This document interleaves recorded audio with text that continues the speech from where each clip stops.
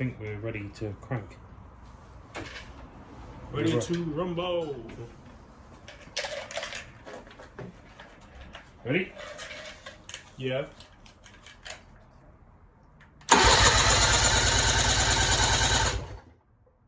Okay. We got.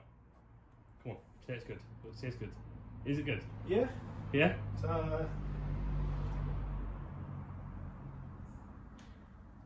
Yeah.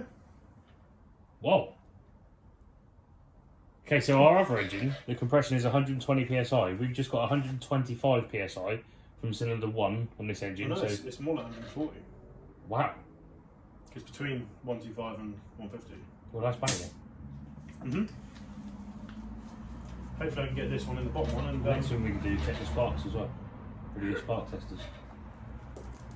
One of them still works then. But they will build for apart. That's all right. But we do it with an athlete. Yeah, got one. We got jumpers. But that's good. That's good compression. Yeah. And it turned over. And the starter motor works. Yeah. That was my main. When you started doing it, when you went to turn, I was like, oh, that starter motor works because. So I just take this off.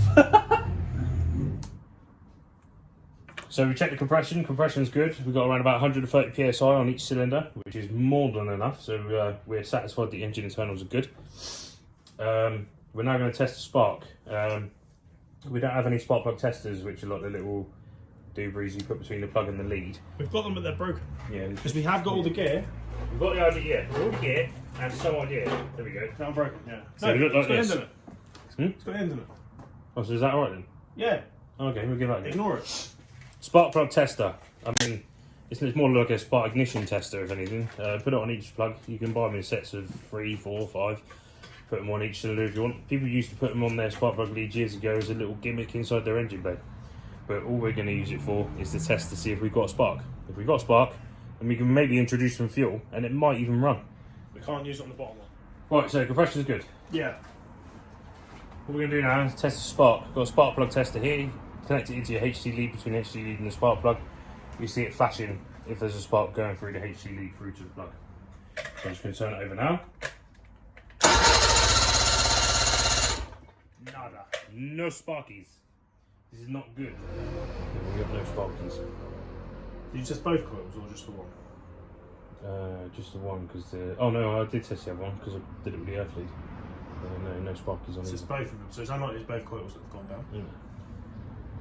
So failing that, it's either going to go into the CDI unit saying no, don't spark, or it's a faulty CDI unit, faulty trigger, or faulty stator.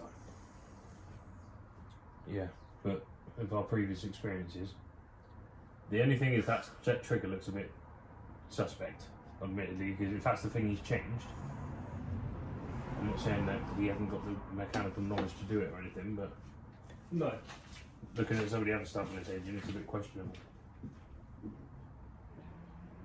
And I found out why this manual choke thing is working. Yep. Because it's not actually inside the thing.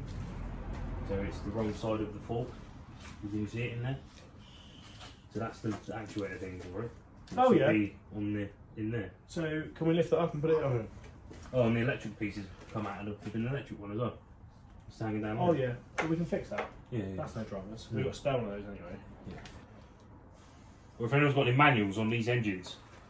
Did you get sent it? No. No, I went onto a website. Admittedly, it wasn't a reputable website, but in desperate times, you get calls for desperate measures.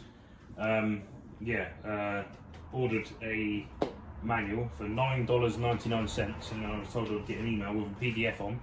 I know it's so dodgy, and you know, now I might have been a bit more naive of it, but you never know. You've got to take a chance in it. I'm probably going to lose all my money in my bank account over the next few months, but we shall see. So that didn't come through. So if anyone knows anywhere or has any manuals they could perhaps take pictures of and email them to us, that'd be much appreciated. Stick a note in the comments or just email us. The email will be in the description. How it works is, well, no, because there's nothing. So I'm worried that it's the stop, whatever the stop wire is what's stopping it from sparking, because that would be a really simple fix. So either they use a different loom for it, Or it doesn't happen. or it never happens. But in that case, how does it kill the engine? When it's running, how do you stop it? What is saying no more? Yeah. Because that's how it works on that one, is it goes no more. Because when you look into that one, it just says, oh, if you want to stop it, do this. But I think it's ground it to stop it, or vice versa.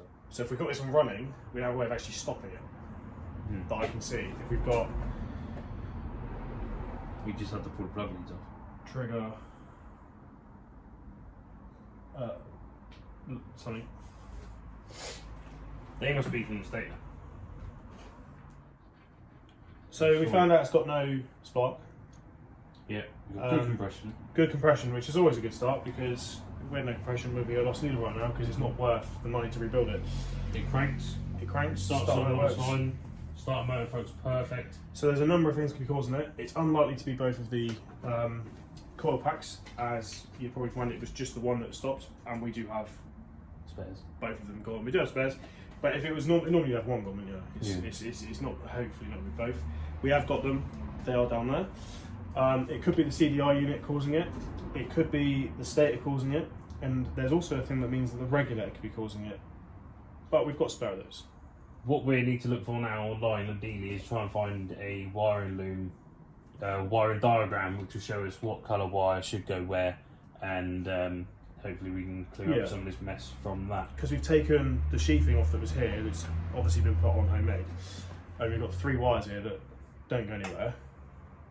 That's fine, but I'm not sure where that happened to, because it's not like a Mercury thing to do that, looking at that engine.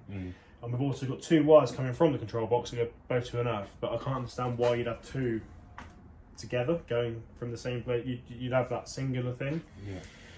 So we're going to go and do some research, a little bit of looking online. If anyone's got any wiring diagrams for a 2-cylinder circa 1980s 2-cylinder 2-stroke Mercury outboard, 35 horsepower, we believe, that would be much appreciated. Or can direct us in the right direction to find one. Yeah, so we're making progress. We just need to do a bit of research, as I say. There's no point diving into it with not knowing the information, because we'll probably make it worse than it already is. But no, we're it's in good stead for what we gave for the engine. We're laughing, really. We're Just need to do some research into the wiring side of it. It is a little bit different to our engine. So, but the fact that compression's good and it turns over is a good thing. Yeah, join us on our next video where hopefully we'll have some more information where we can do a little bit of diagnosis into checking what is working and what isn't working. Ideally we need, like I say, a diagram. But, yeah. Don't forget to like and subscribe. Sorry, I'm not in the video. Yeah, like, subscribe, leave us a comment. That'll massively help the channel. But yeah, apart from that, tatty bumbles. See you next time.